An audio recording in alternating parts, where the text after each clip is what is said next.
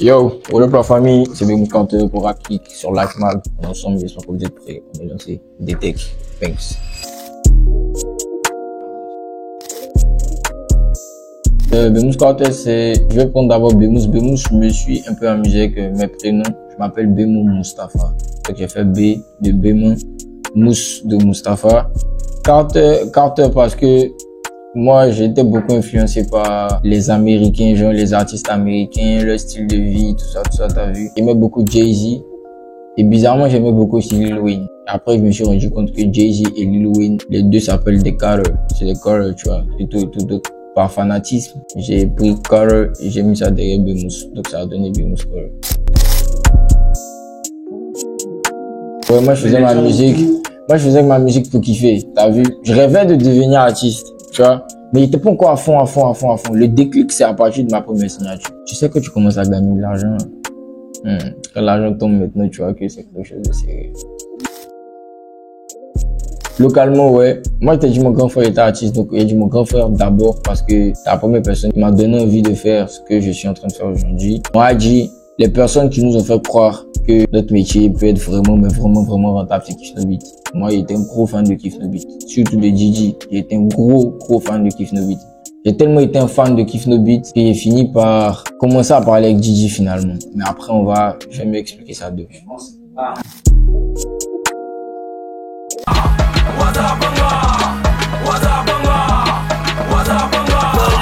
Jamais ce qui se passe dans le 13 sauront tout ce qui intéresse nous concerne. Ouais, Djidji, moi, beaucoup de gens ne savent pas, moi j'ai connu Djidji en 2010. C'est connu sur Facebook. Je t'ai dit, moi j'étais un fan de Kif No Beat. T'as vu? Donc moi, il envoyait beaucoup de messages. Mais de Kif No Beat là, ma personne là, c'était Djidji. Moi, on envoyait des messages à Djidji en mode, on dit quoi, mon big et tout. Ils étaient pas encore des big stars, tu vois, ils venaient juste de gagner Fire Flow, je crois. Donc moi, j'envoyais des messages, ils répondaient souvent, mon fils ça va et tout. Et ils m'invitaient à leur répétition qu'ils faisaient au Village Ki. Et ils ont fait un premier spectacle au Village Ki par rapport à leur premier album cadeau de Noël. Donc il m'a fait venir. C'est là-bas on a vraiment commencé à rester en contact et tout. Après on s'est vraiment perdu de vue. Chacun était dans ses ways. Djidji il était dans sa carrière. Moi j'étais dans mes ways, tu vois, et tout, à Bobo. Et moi je t'ai dit, moi je rappelle avec mes amis au quartier, tout ça.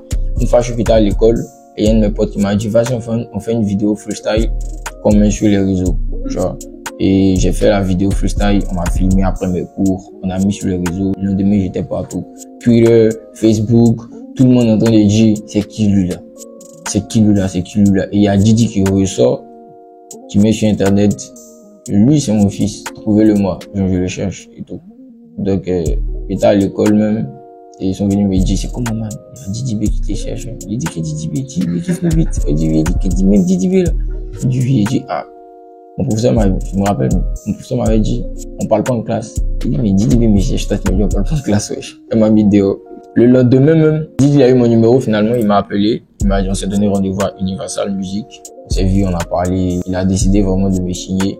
Moi, je suis venu parler de ça avec mes amis, avec mon équipe, pour savoir, est-ce que c'était bien? Parce que c'est vrai, moi, je suis un fan de Djidji, mais est-ce que ça allait être vraiment un coup de pouce pour ma carrière? On a analysé, puis on a dit, bah, c'est une lucarne qu'on peut pas laisser comme ça. Travailler avec Djidji, c'est vraiment un gros truc, t'as vu. Moi, je retiens que du bon de ça, honnêtement, tu vois. Honnêtement, parce que la lucarne que Djidji m'a donnée, c'est vraiment quelque chose qui m'a beaucoup bénéficié. La plupart de mon public m'ont connu grâce à ça, parce qu'un feat avec Djidji à cette période-là, et même là, maintenant encore, c'est quelque chose d'incroyable, tu vois. Donc, ça m'a propulsé, ça m'a vraiment aidé dans ma carrière et tout. Ça m'a donné un nom. Et pour ceux qui connaissaient mon nom, ça a mis un visage sur mon nom et tout. Donc, moi, je retiens que du positif. C'est vrai qu'il y a des trucs qui ont été super complexes là-bas. Après, la suppression des clips, tout ça et tout. Mais moi, je considère African Mindset comme une école.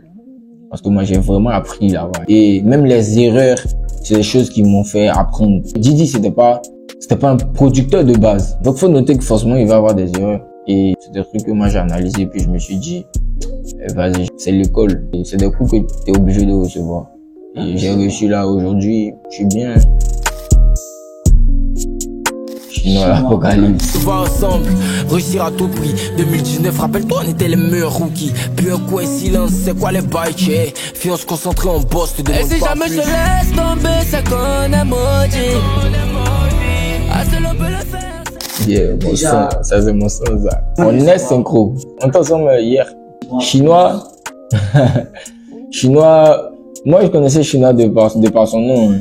Je pense que lui aussi me connaissait de par mon nom. Il entendait Bemous, moi, il entendait Chinois. Je savais que c'était lui qui envoyait les drapeaux dans l'équipe de Kiss No Beat. Mais on n'était pas potes.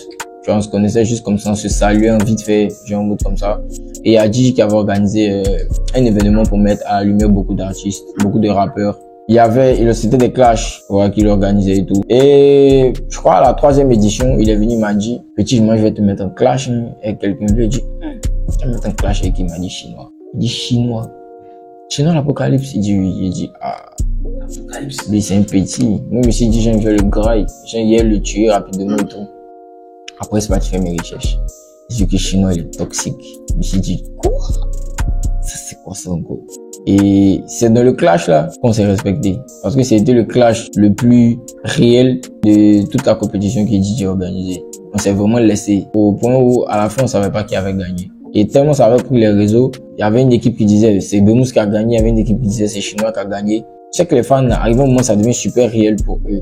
Donc il y avait des gens qui pensaient vraiment que moi et Chinois, tu vois, vraiment un vrai clash un peu derrière et tout. Donc c'était pas programmé, mais on s'est dit, faut qu'on fasse un son pour montrer aux gens que c'est un clash amical. C'est dans ça on a vu qu'on est vraiment compatibles, lui et moi. Il n'y a pas de gauche sans droite. C'est le plan de Dieu pour que tout soit équilibré. Il n'y a pas de Satan. Dieu! Ça, c'est une question, je m'attends toujours à ça quand je vois la télévision, bien joué en interview, parce que chez nous, il est en train de faire du sale actuellement, donc tout le monde va me dire, mais toi, moi, on me croise souvent dans la rue, on me dit, moi, ton ami, il est devenu fou. Tu sais, moi, pour moi, c'est un artiste. Je vais être clair avec vous. Chinois, c'est quelqu'un de super intelligent. Un peu trop même intelligent, tu vois. Je vais pas dire que je suis d'accord ou pas avec ce qu'il fait. Je vais juste dire que je respecte son art. C'est pas un enfant, il n'a pas 8 ans. S'il décide de faire ça comme ça, libre à lui de le faire. De toute façon, ce que je peux vous dire, c'est quelqu'un à qui je parle derrière. Moi, je lui dis, ton combat, il peut être noble. T'as des trucs peut-être à nous faire apprendre. Moi, il m'a appris beaucoup de choses. Chinois, c'est pas un fou. Hein. Ce qu'il dit là, faites vos recherches. C'est pas un fou. Mais il dérive. Il est en train de dépasser certains trucs. Il s'en rend pas compte. Quand t'es trop persuadé que tu es sur la vérité, souvent tu dépasses les bonnes, t'as pas idée, tu vois. Moi, je lui ai dit, tu peux être dans le bon combat, mais tu mènes le combat mal. C'est ce que moi je lui ai dit. Parce que Chinois, il a commencé à heurter les gens. Il a commencé à heurter même ses fans. Je sais pas, il veut leur imposer ça. Mais en fait, c'est pas des trucs qui s'imposent, tu vois. C'est pas des trucs qui s'imposent. Mais il est dans son art. Et j'espère que ce qu'il veut atteindre, il va atteindre ça. Juste qu'il trouve la bonne manière de le faire. Abobo parce que j'aime Abobo. Moi, quand j'aime, je donne. Moi, quand j'aime, je donne. Et moi, je suis quelqu'un de beaucoup reconnaissant. Je suis quelqu'un de super reconnaissant. Parce que cette commune m'a apporté. Parce que c'est là-bas tout a commencé. Moi, mes rêves là. Genre, comme moi, j'ai voulu devenir rappeur là. Moi, j'ai commencé à Abobo. Mais ma rage là, elle a commencé aussi à Abobo. Parce que quand on sortait pour venir rapper dans les coins, comme Cocody, quand tu disais que tu venais d'Abobo, on te disait, tu vois. Nous, à Bobo, c'était à Bobo la guerre, tu vois, la pauvreté, on n'était pas les chocos, tu vois, non? Aujourd'hui, et puis tous vos rappeurs, niveau artiste, tous vos artistes là, c'est un petit d'Abobo qui les plie, tu vois, niveau style vestimentaire, musical, des directions artistiques, tout ça, tu vois. Et moi, je suis fier de dire toujours à Bobo, pour vous dire que la personne qui est en train de faire tout ça aujourd'hui, c'est quelqu'un qui a quitté là-bas, donc t'as vu, donc vous pouvez juger votre manière de voir à Bobo là. C'est pas réel. À Bobo, il y a de gros talents. Et moi, je suis tellement reconnaissant de cet endroit-là qu'à chaque fois, je suis obligé de créer à Bobo. T'as vu? Moi, il dit que les médias, ils nous cassent les couilles avec les histoires. J'ai dit les trucs clair. Parce que tu dois te réveiller, c'est Didi. Tu sais qu'il y a des postes même qui sont tellement pas, tu sais même pas, c'est tellement pas important. Tu réveilles même marqué, Didi est tombé à Assini. Et il me repartit faire chaud, il a glissé sur le podium. Il nous casse le cou trop avec l'histoire de Imra, de Didi B. Au point où, c'est ce qui m'énerve. Au point où aujourd'hui, nous les artistes là, moi et Bemous Carter, quand on est venu m'asseoir en interview, Tata me regardé pour me demander, tiens, quelqu'un. Attends. What the fuck? Attends.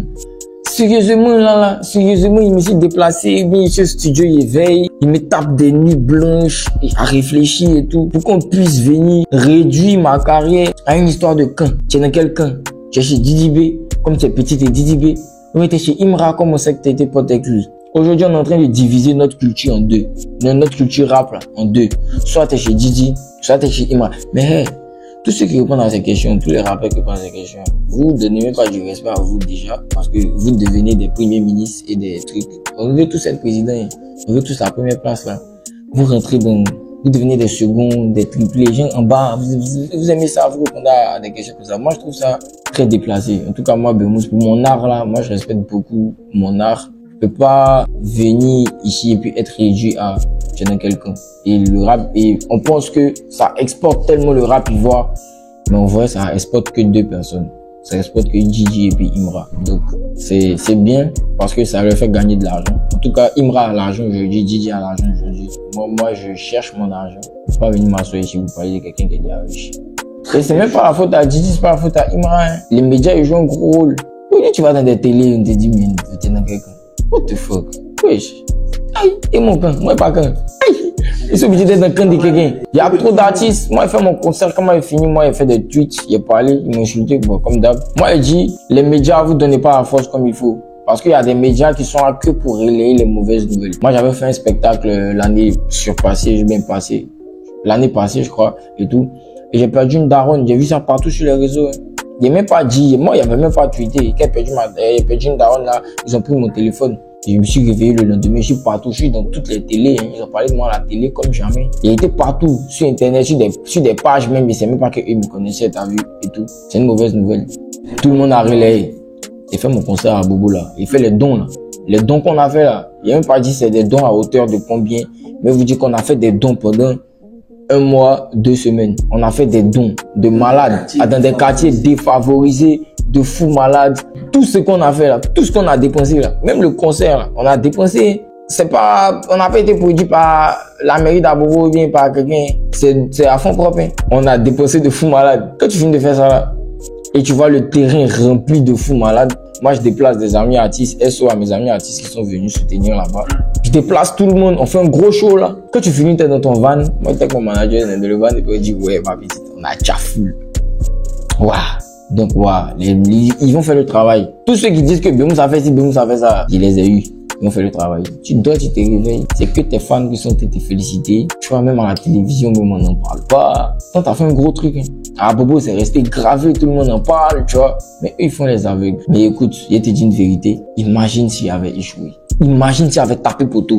Si ce jour-là, il n'y avait que 10 personnes. Par Allah, je te le jure qu'il était pas tout. Quand Jean Pilet, il était pas tout. Vous êtes méchants, c'est cruel. Voilà. Vous êtes des tueurs. Vous êtes des tueurs, vous tuez nos cultures, là. Mettez ça dans le montage, vous là. Vous attendez, on sait pas.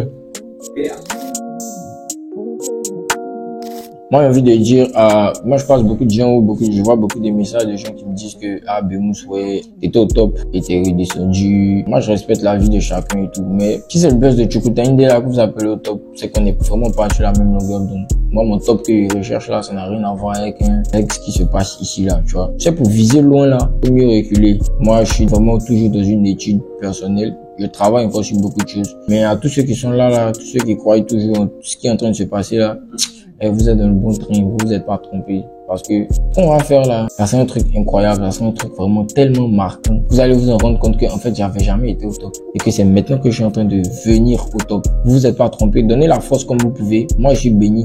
Moi, je suis une étoile. Moi, je sais ce que je vaux. Moi, je sais ce que je peux faire. On va faire des trucs super incroyables. La direction artistique qu'on va vous donner là, c'est des trucs que vous n'avez pas encore vu. On a un son avec Gigi, ça s'appelle 24 heures chrono. J'ai problème mon fils, j'ai problème mon fils, j'ai problème mon fils, j'ai problème mon fils, j'ai prêt, et puis j'ai là, et puis j'ai gamé. Et après ça, je crois qu'il y a 2 autres sons qui doivent venir là, je peux pas encore en parler. Mais on a un projet qui est déjà prêt, qui est là, qui est au studio. Je peux pas donner encore le titre du projet, mais on est bon. Et dans quelques mois là, on va faire un gros concert. Ça c'est même plus à Bobo. Parce que fait à Bobo, vous avez dit peut-être comme c'est gratuit, il remplit, comme je suis pas à la maison, il remplit. Il vient jouer chez vous, mais dans votre quartier. C'est plus chez moi. Il joue maintenant chez vous. Et puis il va remplir chez vous. Dans 2 mois, 3 mois, je sais pas, on va annoncer un concert dans une grande salle, ticket payant, on va bien faire les choses. Vous êtes pas trompé, on est dans le bon. Hey yo, merci de m'avoir écouté, merci d'être resté avec moi jusqu'à la fin. C'était de Mousse 4 étoiles, détecteur de rap geek pour life. Life, on est ensemble. Est-ce que Fabrice Augnon? On a mon téléphone, si tu peux me faire un petit, tu vois, oui, on est ensemble. Thanks.